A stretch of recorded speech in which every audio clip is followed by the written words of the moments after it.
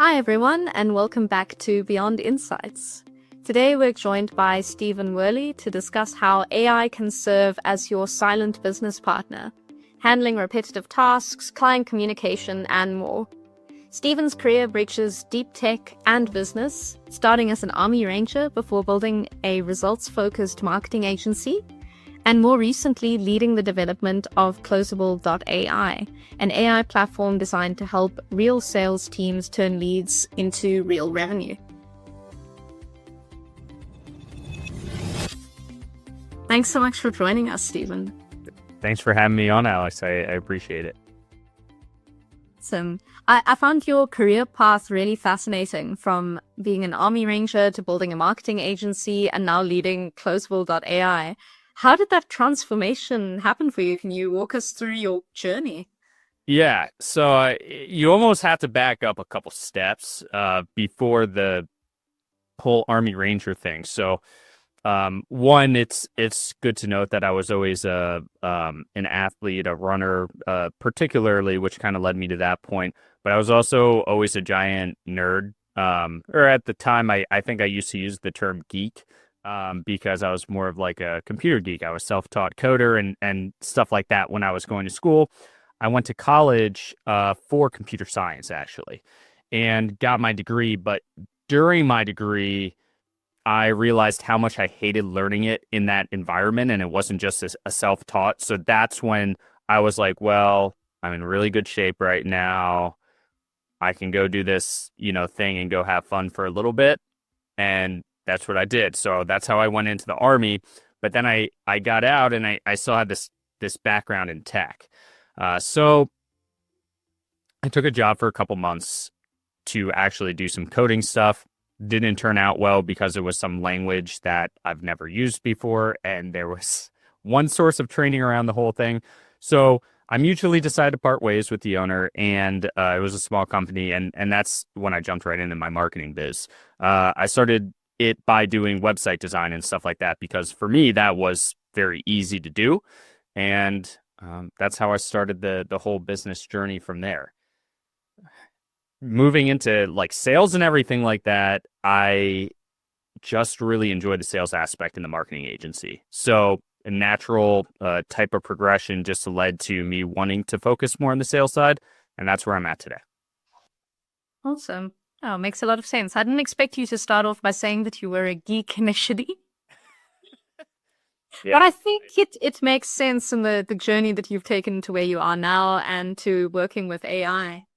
Yeah, the background's just I like it's unique. I don't think many people go through the different types of things that I have done in the background, which has led to, what I have as being I think a nice place to live right now in terms of business. So Yeah, I'm sure it provides a lot of insights that maybe other people with slightly more traditional backgrounds would not have. right. Yeah. So we've had a bit of a formal introduction. Is there anything, do you think, that we've missed out, or anything else that might surprise people about you?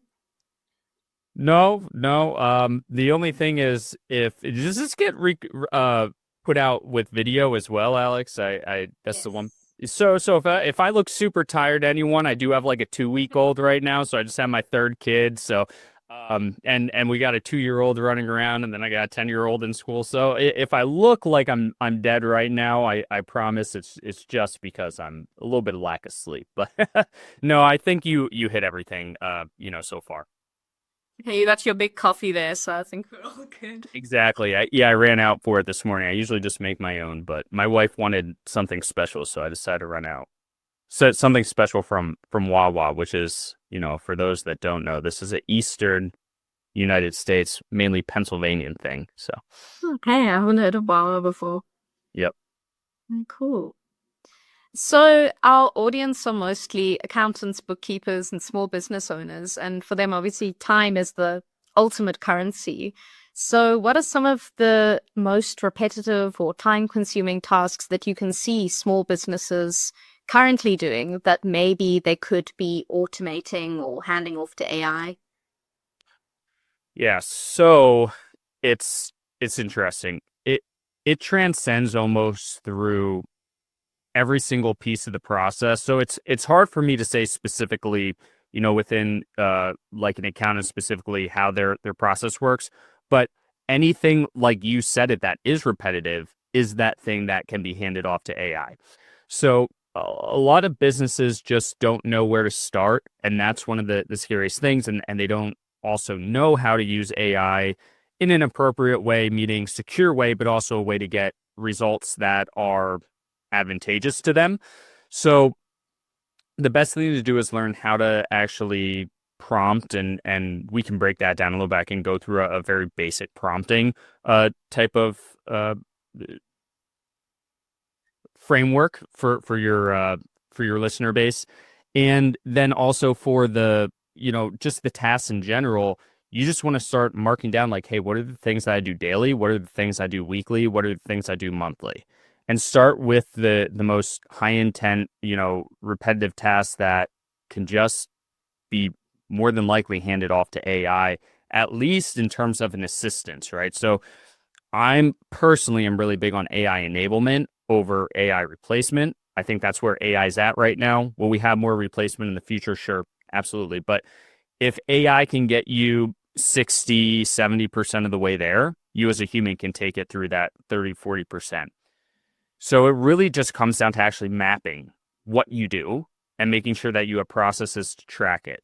I live a lot in the sales world. So where I see, specifically within the sales process, especially small business owners, is they have a call, with someone, a prospect, and then that deal gets moved to a follow-up stage, and then it kind of sits there, and then like maybe when they have free time, they start to hit those people and like, call them or shoot them an email, seeing if they're ready to move forward or sign a contract or something like that.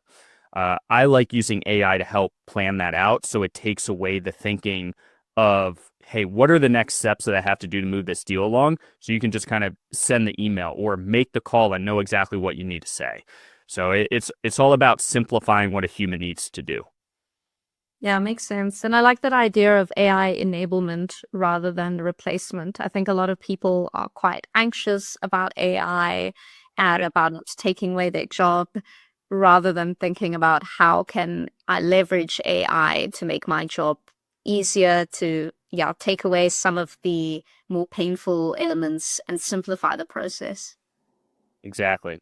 Exactly. And to that point, I would say that if you're an employee listening, I know it's not typically your listener base, but if you're an employee listening and your business is starting to bring in AI and they're having you do some tasks in AI and you're worried if you're going to get replaced, well, one, I don't know the owner's intention, so maybe that is their intention. But if you are learning AI and you're replacing yourself with AI within a process, you are suddenly a vastly needed person on the marketplace for a lot of other businesses that are willing to pay you a lot more than what you're making right now. So don't ever think that, AI is this, big bad thing right now. What it means in 5 years, 10 years, I don't know. But if you're an employee learning how to use AI, even if that means replacing yourself right now, you are actually making yourself irreplaceable in the marketplace, in at least what we can see as the short-term foreseeable future. And everything, of course, is very short-term foreseeable right now because we don't know how things are going to unfold. Yeah, absolutely. We think about business owners who are juggling multiple roles rather. What do you think is the difference between simply using a tool like ChatGPT or Gemini versus integrating a more dedicated platform like yours? Where does the real business value of an AI partner lie? That's a great question. It really comes down to understanding how overloaded someone is. So I don't like to say that, somebody needs it. Where I work best, with clients is if they have somebody who's really dedicated to a sales position, even if it's founder-led sales, if they're taking, if there's at least 5 calls per week, somewhere happening there, that's where I can start to make some form of improvement from an agentic AI standpoint. Now, if you talk about the step before that, like, when does it just make sense to use tools? Well, that's everybody, right? Everybody should be using the tools right now. There's no one that shouldn't be using the tools. And just to put it into perspective, I was working with a company recently over the course of the past year where we would go into non-technical uh, businesses that were doing 9 figures plus and training department by department how to use AI and how to make all their lives more effective and easy through AI enablement. And that wasn't agentic. And that's literally going to, now some aspects could be, but for the most part, all the training and everything that we're training to employees and how they're developing is, hey, how can I use AI in my job? And how can I continue and develop using that in the future? And I think what many people don't think about with AI is that when you get a jump on your competitors, or if you look at it from the other aspect, if your competitors get a jump on you in terms of utilizing AI in their business, it is not they get a 6-month head start. Now I'm just 6 months behind them. Because AI is going to fundamentally change how you run your business and the tasks that you're able to do and how much you're going to be able to compound on efficiency over that 6 months, put you years ahead, especially with how AI will develop between now and 6 months down the line. So that's the one thing that I really like to preach is like, don't sit back and not learn anything on AI, right?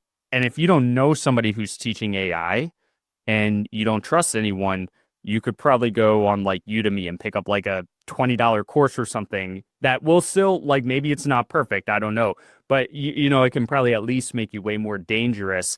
And what's the risk of spending $20 and sitting on a weekend and spending 10, 12 hours just to kind of roll through something to make your business potentially make 6 figures, 7 figures more. And that's for people who are running very lean teams, sometimes one-person teams. They can get that kind of bump just from the amount of output that they can have.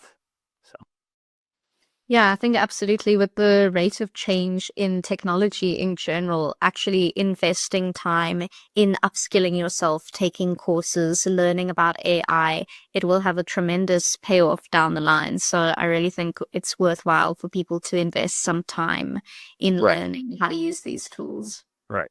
And then, on the flip side, when should they reach out to a service partner, no matter who that is?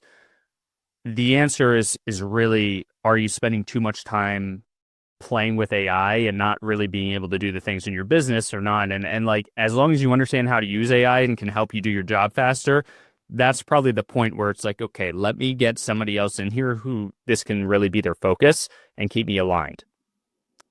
So yeah. So makes sense. Um, I suppose the main purpose, we've spoken to quite a few accountants on the podcast about how they use AI, and a lot of them have said they use AI to get rid of a lot of the mundane tasks that they were really not enjoying doing to begin with, Amazing. taking up a lot of time, so they can move on to higher value work that AI wouldn't be very good at doing. Right. Have you seen examples of this in sales? Yeah, absolutely. So one, I just want to touch that that's exactly the right way. And even if you have an employee base, always start with the tasks that people don't like doing, because that's going to win your trust with your employees too, right? Like, I want to offload these tasks from you. So let's make them easier with AI so you don't have to think about doing them. But yes, specifically within sales, here's the thing about when you're in sales. If that's your job full time, your job is to be 100% managing, conversations and moving people through a pipeline and getting them to close. You want to be selling as much as possible. And what I mean by that is you want to be communicating with a human as much as possible. Right now, I would say that the average sales rep probably is communicating with humans 30 to 40% of their day, on, like, if they don't have AI. If you can get AI in there, you can be much higher, like 65, 70%, maybe even 80%. It depends. And that's going to depend on your day and what you have lined up.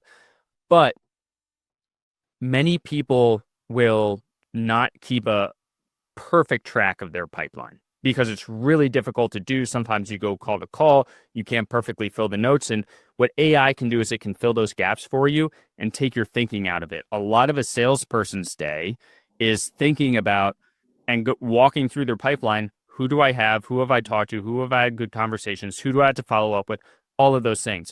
Well, imagine waking up and then you have a task list ready to go that's based on your conversations, transcript history on your calls, full conversation history with prospects about what you need to do to move forward, or create these, you can spend some time creating custom type of documents and things like that to send to somebody instead of just sending generic lead magnets, and things like that. I assume people probably know what a lead magnet is if they're listening to this podcast. So free resource that you send to somebody in order to build trust.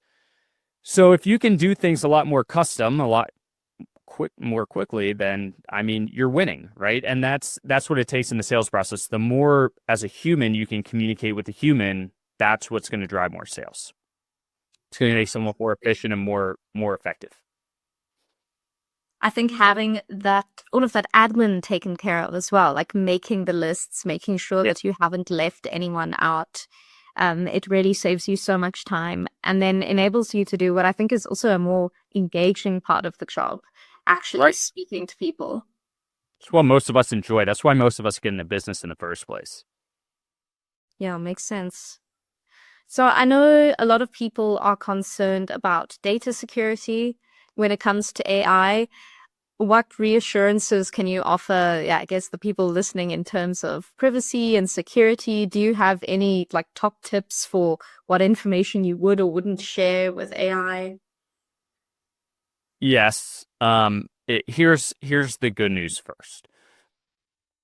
AI is one of those. Well, one, it's being used by every facet of secure businesses, government, hospitals, all of it, right? So every those most secure businesses that have laws around it, financial sector, right? And I know that's where a lot of accountants live.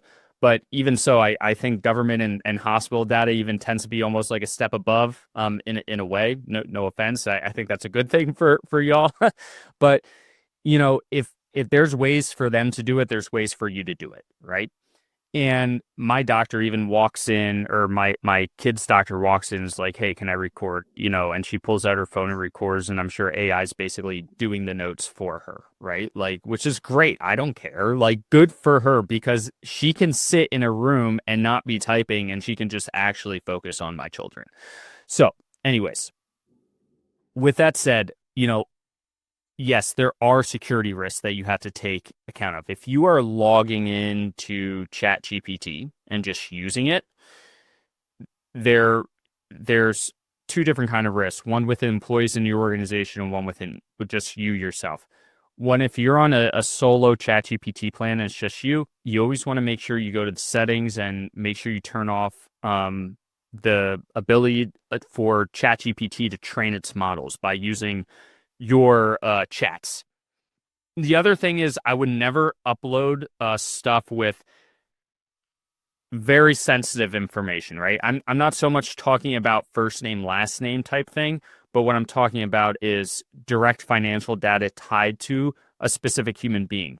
Now, one thing you could do is you could open up maybe a temporary ChatGPT window or something, and you could give it a list of names and create a code to, create different names for those people, and then bring your data into AI. So it's not actually tied to real people. If something were to happen and get leaked, that's one way to look at it. But I would also always bring things in as needed when it comes to sensitive information, when you're really using it to analyze different aspects and helping it, maybe do some calculations or see if you're missing anything more on the technical side. So that's one way to do it. The other thing, you could always run everything on a private server and create your own setup at your house, and then it's cut off from the rest of the world, and then you can do whatever you want. Then it doesn't really matter. That's going to be as secure as you can get. But I think most companies don't want to do that. They don't want to deal with it.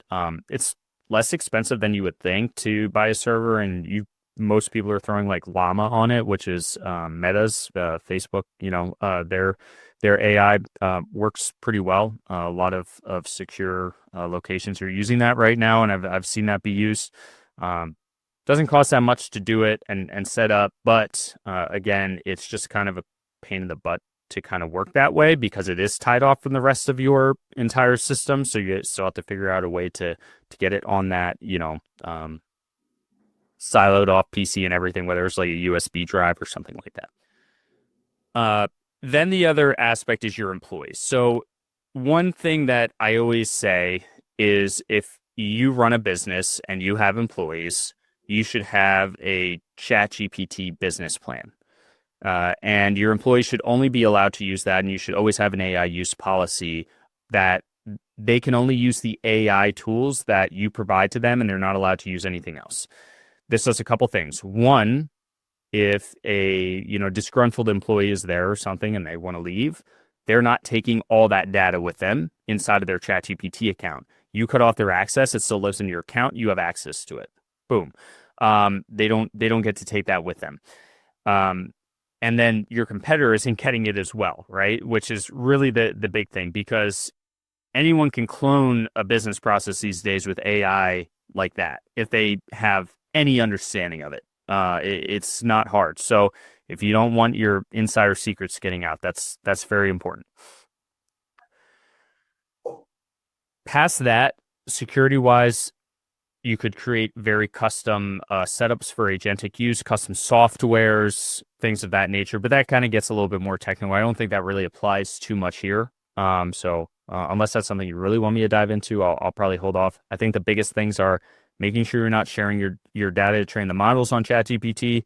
Make sure you have an AI use policy. If you have employees, have a business account through ChatGPT, which I think is like $25 a user or something like that. I'm not sure. Yeah, I think that makes a lot of sense. And I know at Zero, we have a Gemini business account. So everyone is on that, secure Gemini account. And I think more and more people are going to have the Gemini accounts coming out. There's a reason we've trained with ChatGPT a lot. One, it's just that the models were the best, but I think Google's catching up fairly quickly. And Google has a lot of money and they don't need funding. They just have it in their account. But yeah, exactly. Same thing, no matter what platform your preferred is. Like if there's some form of business account, that's what you need to be on. If there isn't, then that's probably not the model that you need to be using for business purposes. Or if you just prefer, for example, the way, I actually don't even know if Claude has a business plan, but like if they don't, and you just have one marketer on your team that really wants to use Claude because of its copywriting capabilities, then you just purchase that through the business and you own the account, right? It's not them using their personal account, and that's what's important. Yeah, makes sense. So as a kind of last question before we dive into some rapid fire questions, for an accountant or business owner who's listening, who feels quite overwhelmed, and they don't know where to start with using AI and trying to use it as kind of a silent business partner, where would you recommend that they start? I'll tell you where I started from the sales side. One, I like thinking in terms of sales, because if you're driving more sales, revenue can fix a lot of things. It can't fix absolutely terrible operations that are just crashing down, but it can fix a lot of things. It can have you hire an ops person to come in and a consultant to fix the ops problem, right? So without sales, the business doesn't flow. The one thing you can do is, and I'll make sure I'll actually get you a link to my website that people can go on. I have a custom GPT meant for reviewing sales calls, but you don't have to use my custom GPT. You can do this yourself. My custom GPT is trained to review sales calls the way that I do. What I would do is I would log into ChatGPT or some other one and have it review sales calls for you, take the transcripts from your Zoom, run it through it, and have it grade you based on the different sections of the calls, and give you top 3 like strengths and top 3 weaknesses, so that you have some very actionable data to start working on. And if you have that coaching behind you, that's totally different than doing nothing. And I think most people probably don't re-listen to their sales calls. You really should. When you have time, you should go back and listen to them. But at the very least, you can run every single call through AI because it takes less than 2 minutes, really less than like 30 seconds, but less than 2 minutes, even if you ask a couple more questions and you take some mental notes of what the big things were that you did right and the things that you need to improve. So that's where I would start, because sales are the lifeblood of the business. That's where I started when I was running my sales agency and had, 20 plus sales reps constantly that needed feedback. Yeah, no, I think really good advice. And I think that is one of the amazing things about AI. It can review any of the meetings that you've had. It can give you a summary. It can give you action points so that you don't go away having forgotten half of what you were speaking about, whether it's a sales call or some other business meeting. Right. Exactly. So I'm going to launch into our rapid fire questions. So whatever's the first thing to come to mind, you can go with for these answers. Oh boy. What do I have, like a timer that I have until I need to answer? Like it's like Jeopardy? I mean, not an official timer, but we can pretend. Go ahead.